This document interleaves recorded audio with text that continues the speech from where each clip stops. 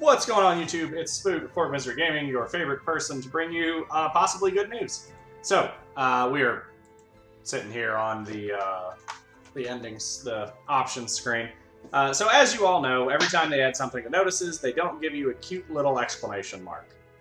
Which they should, because this stuff is wild. So if you click on Frontline, World of the Visions, FFBE, War of the Visions, FFBE number 2, this is essentially a roadmap guide. This is what the devs have heard. This is what they're paying attention to. It's what they're trying to push. So all of these features will be in the next update. We have Quest Auto Repeat. This is real good. So while you're in the quest formation screen, as long as you have the energy, you can just slam the same quest over and over and over and over and over and over and over and over. And you can change it in between matches, so it's not a huge deal. But if you lose, it automatically turns off, and if you run out of energy, it automatically turns off. So you definitely want to pay attention to it. Another thing they are looking at is they are concerned. They have been reading a bunch of feedback that's concerned about the lack of readily attainable training materials. So they're trying to do more JP and double drop campaigns. They're trying to push more in-shop availability of the easily depleted stuff. So a lot of the level up and training materials that you're having an issue with, especially towards the end of the road ones, they are trying to find ways to implement either their higher drop rates or being able to get them in multiple places. Short list of things that are future updates. So these are things that are going to be coming down in the within the next, soon to be.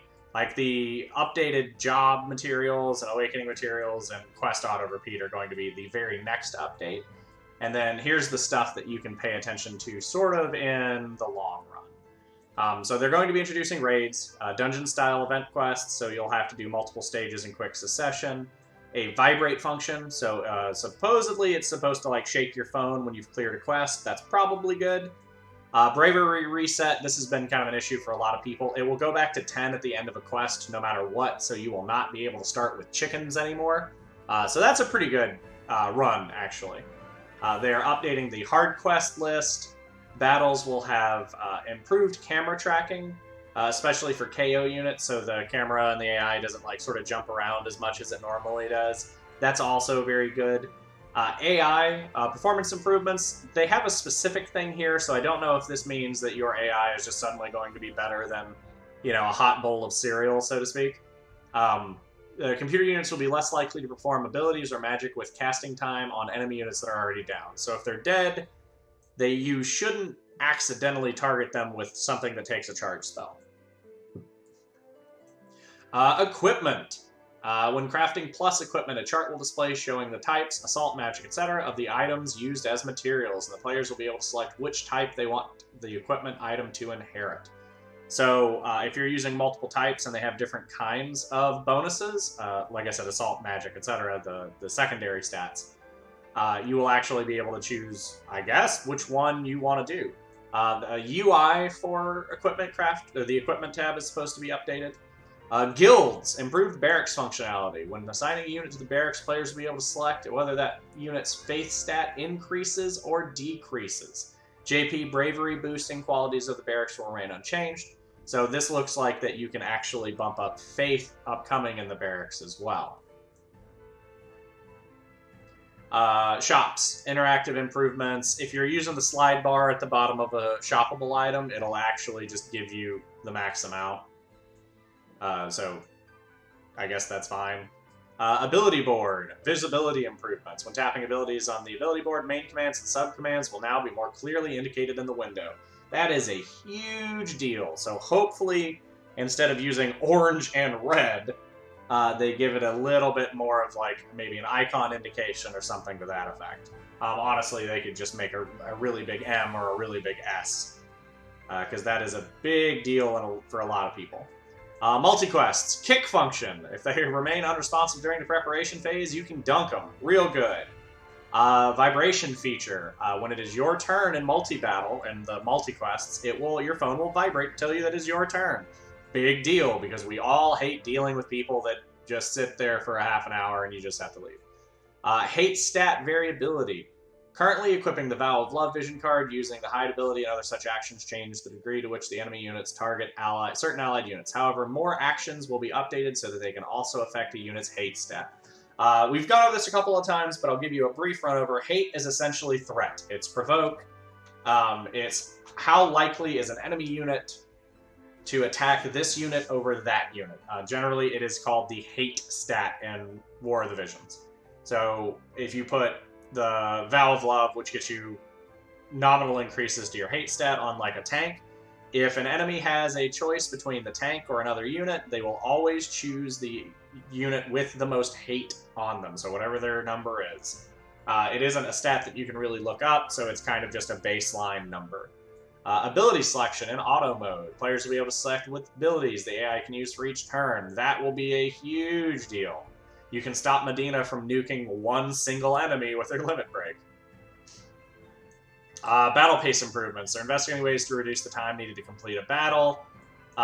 So this is probably going to be like little graphical improvements or making some back-end changes to make just the general AI parse faster. I don't know if there's really concrete ways to do that, but I'm sure they will find something.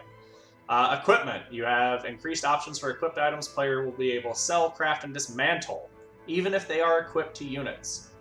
They are also considering making the above applicable to equipment items selected as base materials. That's not bad. So that's just general quality of life updates to the equipment system. Class match function. We're considering the addition of a function in which match battle victories and losses next to player net players' points that determine their ranking for subsequent match battles. That's really just incentive to get people to play them. Match battles are fully controlled battles, so you are versus another player. It's always really fun to play your friends, too. Spectator feature. This is something that even Teppen doesn't have. That's an in-joke for those of you that know us. Players will be able to spectate match battles carried out by their friends and other players. That's actually really cool. I don't know how much actual use it will get, but that's pretty cool. Auto mode for guilds. You are supposed to be able to set push notifications when your barracks runs out of provisions. Chocobo Expedition. Display improvements for rare item acquisition, and you're supposed to get push notifications for maximum of a particular item. That's still pretty cool, though. Other features. Additional exchange shops. So you're going to be having shops for spheres, awakening souls, and other items. This lets you upgrade. Essentially, it's an upgrade shop. So you can make 2-star souls, 3-star souls, 3-star souls, 4-star souls, tongue twister, etc., etc. Additional voiceovers for the home screen and battle animations. That just means they have more characters and more voice lines. Scroll memory for pages where it was missing. Sometimes pages will jump up and down and they won't exactly remember where they were if you're going through multiple menus. So like if you go from a character to a shard quest, sometimes it doesn't always remember when you're going back. That's pretty good. New tutorial for the battle skip function. UI improvements. So that is their operations team roadmap. So we've got the kind of a love letter. It's a little bit of stuff they've been paying attention to, stuff they want to get out and push within the next couple of content patches. The big deals, the new upcomings are Auto Quest, and then they are going to be updating the amount of training materials, so your awakenings, your job classes, stuff like that. I don't know if it's going to be a straight job drop rate increase, or if it's going to be they just give us different stages to get them, or they make them more attainable in shops. They weren't really dedicated on an answer for that. They're still trying to figure out what the best way for them to do it is. Obviously, they're not going to hand them out, but here we are. So that is it for the Frontline number 2. So this is the roadmap that the team is giving out every couple of weeks to make sure that we know what they are working on, what their concerns are, and if we know them, then it's a lot easier to communicate, especially because we can't keep going auto battle, auto repeat if they're actually working on it. So communication is very key in games like this. There are a lot of games where they don't talk to the player base as much as they should.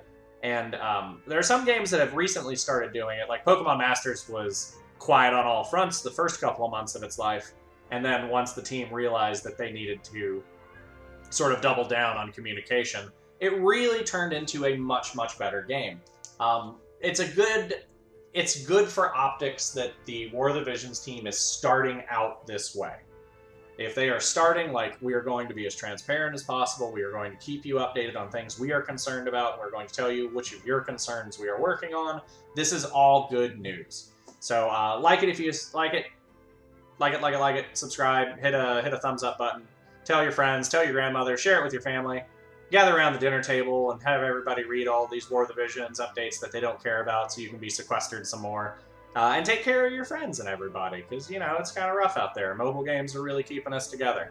So if you have any questions, leave them in the comments, and I'll try to get as much info as I can built up about this, but it's all pretty self-explanatory, and if you want to read over it verbatim, you can always go to Notices, and the Frontline World Division FFBE number 2 is the current one.